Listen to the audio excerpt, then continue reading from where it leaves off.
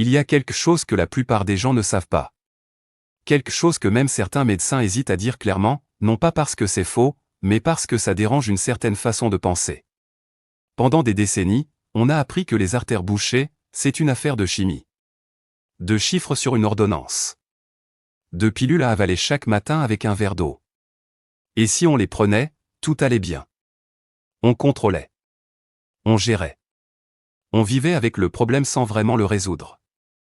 Mais voilà ce qui est intéressant. Des chercheurs dans plusieurs pays, au cours des 20 dernières années, ont commencé à documenter quelque chose d'inattendu. Pas dans des revues marginales. Dans des journaux scientifiques sérieux, relus par des pairs, publiés par des institutions reconnues. Et ce qu'ils ont trouvé remet en question une idée fondamentale, que la meilleure réponse aux artères rigides ou obstruées vient nécessairement d'un laboratoire pharmaceutique. Ce n'est pas une critique de la médecine. C'est une invitation à regarder plus loin. Parce que le corps humain, lui, n'a jamais attendu qu'on lui explique comment fonctionner. Vous méritez de comprendre ce qui se passe vraiment. Alors commençons par quelque chose de simple. Imaginez un système de filtration.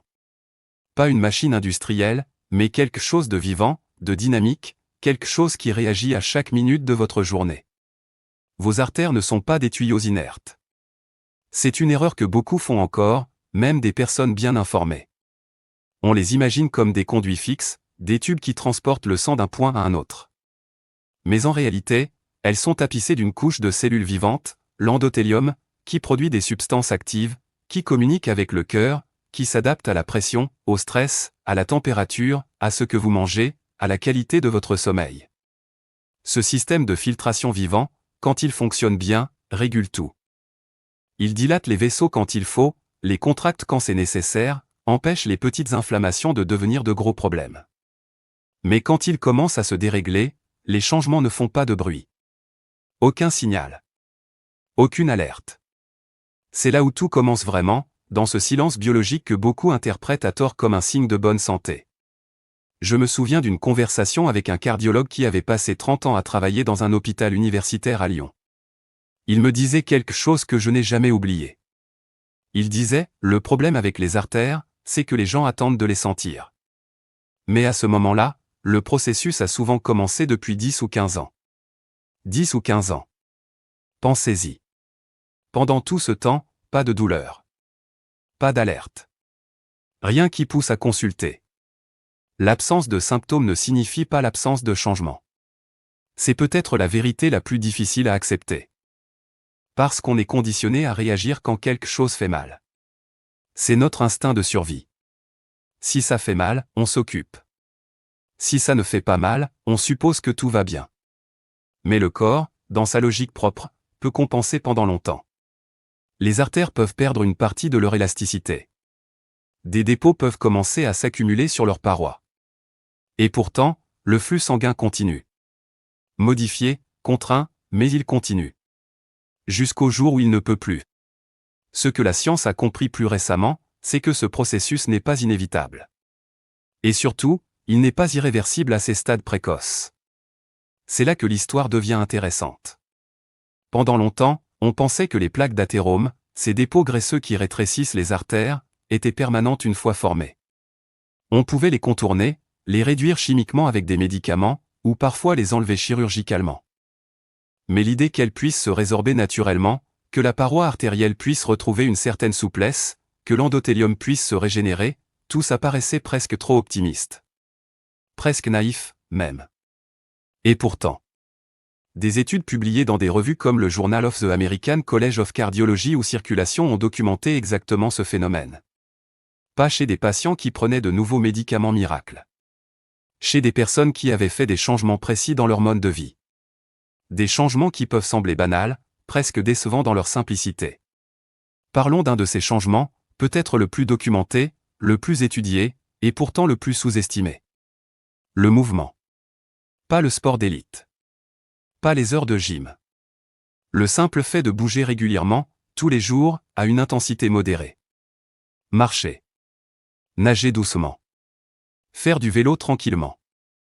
Ces activités déclenchent quelque chose de remarquable dans les cellules endothéliales. Elles stimulent la production d'oxyde nitrique, une molécule minuscule qui joue un rôle majeur dans la santé vasculaire.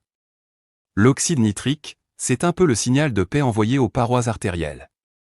Il leur dit de se relâcher, de s'élargir, de laisser le sang circuler librement.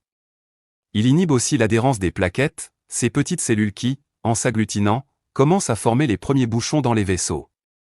Et il réduit l'inflammation chronique de bas grade, cette irritation silencieuse qui, sur des années, favorise le dépôt de plaques. Ce n'est pas une théorie. Ce mécanisme a été mesuré, reproduit, confirmé dans des dizaines d'études indépendantes. Et il se produit dans votre corps chaque fois que vous choisissez de marcher 30 minutes plutôt que de rester assis. Ce n'est pas métaphorique. C'est biochimique. Il y a un autre aspect lié au mouvement qu'on oublie souvent. Ce n'est pas seulement combien vous bougez. C'est combien vous restez immobile. Des recherches récentes ont montré que rester assis pendant plus de 8 heures par jour, même chez des personnes qui font régulièrement de l'exercice, augmente les marqueurs inflammatoires et ralentit la circulation dans les membres inférieurs. Ce n'est pas compensé entièrement par une heure de marche si les autres 23 heures sont passées sans mouvement.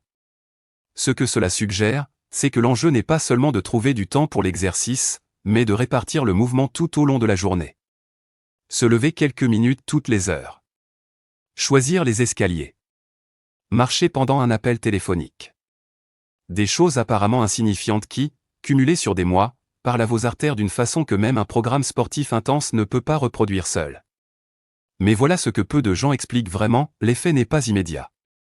C'est une accumulation. Un investissement progressif. Et c'est précisément pour cette raison que beaucoup abandonnent avant de voir les résultats. On essaie pendant 3 semaines, on ne sent pas de différence spectaculaire, et on conclut que ça ne fonctionne pas. Mais les artères ne se débouchent pas en 3 semaines. Elles se transforment en 3 mois, 6 mois, 1 an. Et les premières améliorations, on peut les mesurer avant même de les ressentir.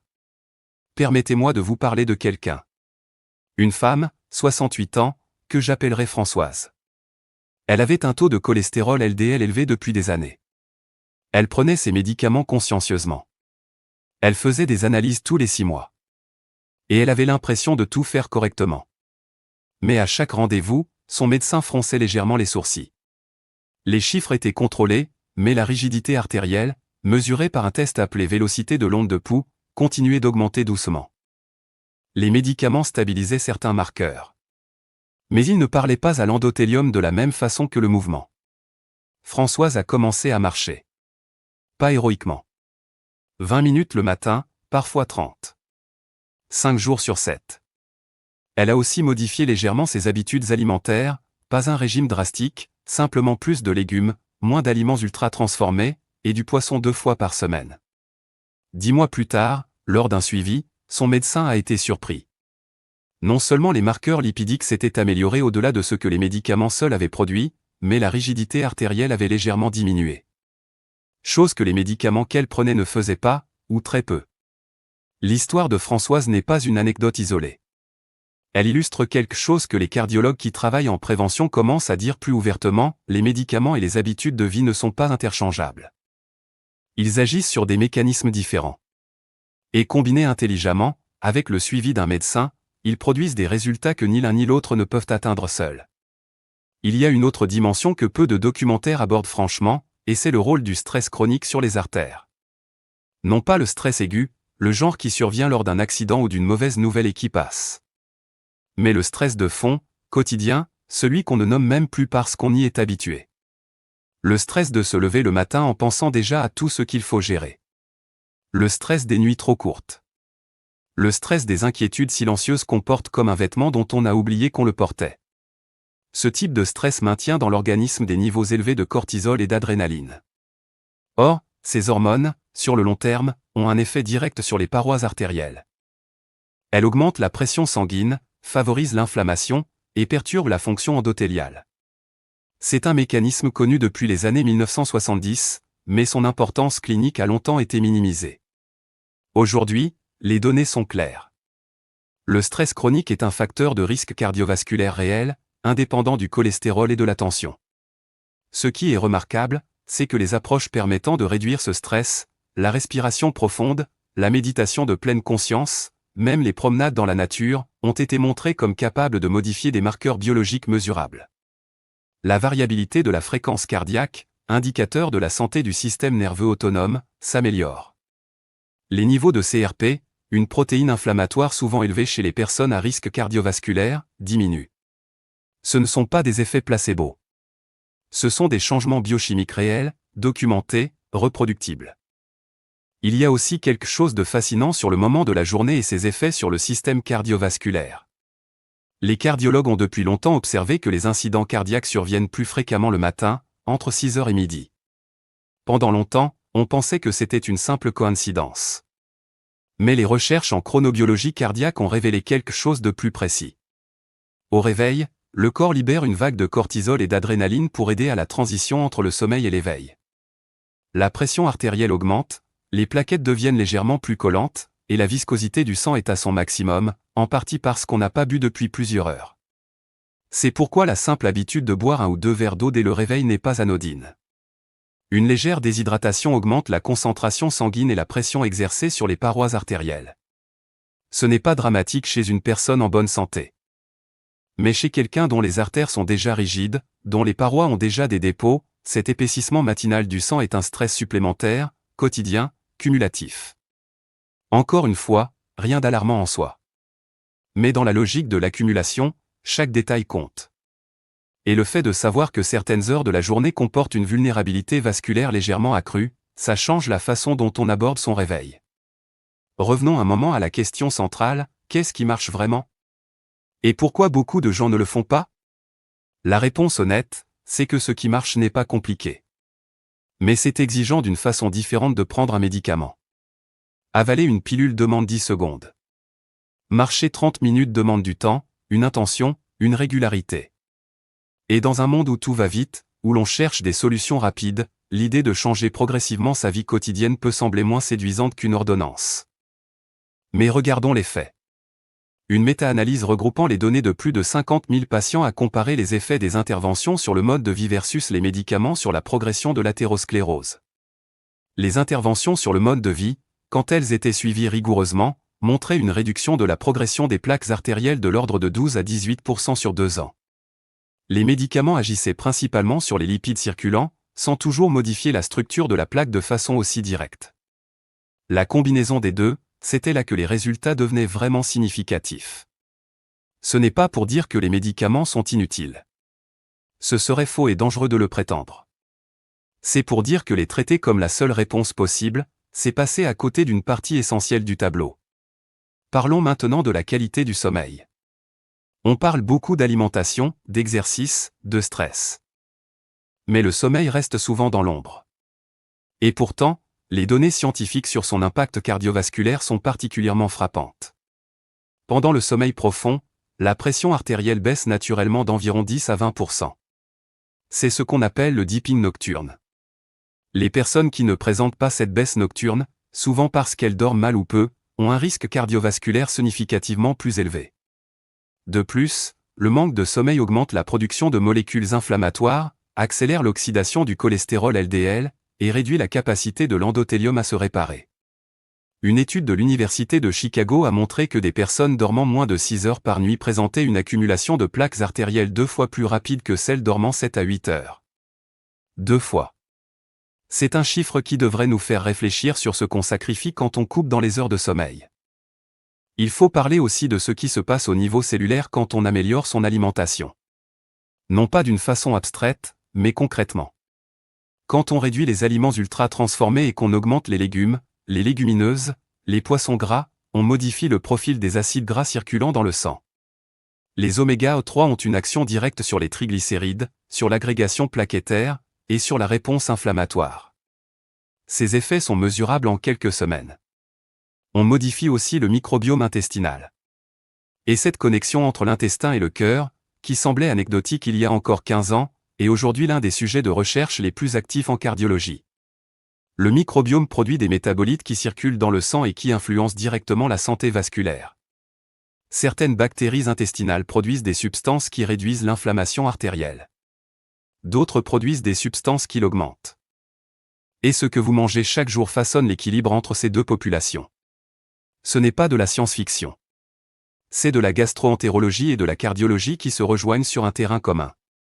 Et ce que ça signifie pratiquement, c'est que chaque repas est une opportunité. Pas une contrainte morale. Pas un sacrifice. Une conversation avec votre corps dans un langage qu'il comprend depuis des millénaires. Permettez-moi de vous parler de Michel. 73 ans. Ancien fumeur, arrêté il y a 12 ans. Sédentaire pendant l'essentiel de sa vie active. Quand il a pris sa retraite, son médecin lui avait dit, pas avec pessimisme mais avec franchise, vos artères ont vieilli plus vite que vous. Michel avait pris ça comme une condamnation. Mais c'était en fait une information. Une carte qu'il pouvait choisir de regarder ou de mettre dans sa poche et d'ignorer. Il a choisi de la regarder. Il a commencé lentement. Une marche le matin, 10 minutes au début. Puis 20. Puis 30. Il a commencé à cuisiner différemment, pas radicalement, mais il a remplacé certaines habitudes automatiques. Moins de charcuterie. Plus de légumes rôtis qu'il aimait finalement beaucoup. Il a appris à dormir à des heures fixes, parce que son sommeil était chaotique depuis des années. Et au bout de 18 mois, son cardiologue lui a montré des images. Une échographie vasculaire comparée à celle d'il y a 18 mois. Les plaques n'avaient pas disparu. Mais elles avaient légèrement régressé sur 2 sites. Et surtout, elles n'avaient plus progressé. Michel m'a dit quelque chose que je trouve juste. Il a dit, je ne cherche pas à avoir les artères d'un homme de 40 ans. Je cherche juste à ne pas perdre ce que j'ai encore. Cette phrase mérite d'être entendue. Parce que souvent, quand on parle de santé cardiovasculaire, on projette des objectifs qui semblent inaccessibles. Revenir à l'état d'avant. Avoir de nouveaux vaisseaux. Tout effacer. Mais ce n'est pas ainsi que fonctionne la biologie. Ce qui est réaliste, c'est de ralentir, stabiliser, parfois même légèrement inverser. Et dans la pratique quotidienne, ce n'est pas rien. C'est même beaucoup. Il y a un concept en cardiologie préventive qu'on appelle la résilience vasculaire. C'est la capacité des vaisseaux à récupérer, à s'adapter, à résister à l'agression. Et cette résilience, contrairement à ce qu'on pourrait penser, n'est pas uniquement génétique. Elle se construit, ou se détruit, jour après jour, par les choix qu'on fait. La biologie du corps humain est infiniment plus réparable qu'on ne le croit. Le corps cherche constamment l'équilibre. Les cellules endothéliales se renouvellent. L'inflammation peut diminuer. La rigidité artérielle peut s'améliorer. Pas toujours entièrement, pas instantanément, mais suffisamment pour changer la trajectoire. Et changer la trajectoire, c'est déjà tout changer. Voilà ce que j'aimerais que vous emportiez avec vous. Non pas une liste de règles. Non pas un programme à suivre à la lettre. Mais une compréhension différente de ce que vos artères sont vraiment, des structures vivantes, sensibles, réactives, qui répondent à chaque décision que vous prenez. Quand vous marchez, elles l'entendent. Quand vous dormez, elles se réparent. Quand vous réduisez le stress, elles se relâchent. Et quand vous mangez avec attention, elles reçoivent ce dont elles ont besoin pour rester souples et perméables. Tout ce que j'ai partagé dans cette vidéo ne remplace pas votre médecin. Si vous avez des facteurs de risque cardiovasculaire, si vous prenez des médicaments, si vous avez des antécédents familiaux, la première conversation à avoir est avec votre cardiologue ou votre généraliste. Montrez-lui ce que vous souhaitez changer. Demandez un suivi. Mesurez les résultats. Ce que vous faites seul est puissant. Ce que vous faites avec un regard médical professionnel, c'est encore plus puissant. Mais peut-être que quelque chose a changé dans votre façon de voir les choses, juste un peu, après cette vidéo. Peut-être que demain matin, vous ferez quelque chose de légèrement différent. Peut-être pas. L'information seule ne suffit jamais. Mais parfois, comprendre vraiment pourquoi quelque chose fonctionne transforme la motivation. Elle passe de la peur à quelque chose de plus solide, quelque chose qui ressemble à du respect pour son propre corps. Parce que vos artères travaillent pour vous chaque seconde, depuis votre naissance. Silencieusement. Sans jamais vous demander quoi que ce soit en retour. La question qui reste, c'est simplement, qu'est-ce que vous êtes prêt à faire pour travailler un peu pour elles? Si cette vidéo vous a apporté quelque chose, partagez-la avec quelqu'un à qui vous tenez. Non pas pour faire peur, mais parce que certaines vérités méritent d'être entendues avant qu'il soit nécessaire de les chercher. Et si vous avez des questions, des doutes, des expériences personnelles à partager, les commentaires sont là pour ça. Cette conversation mérite de continuer.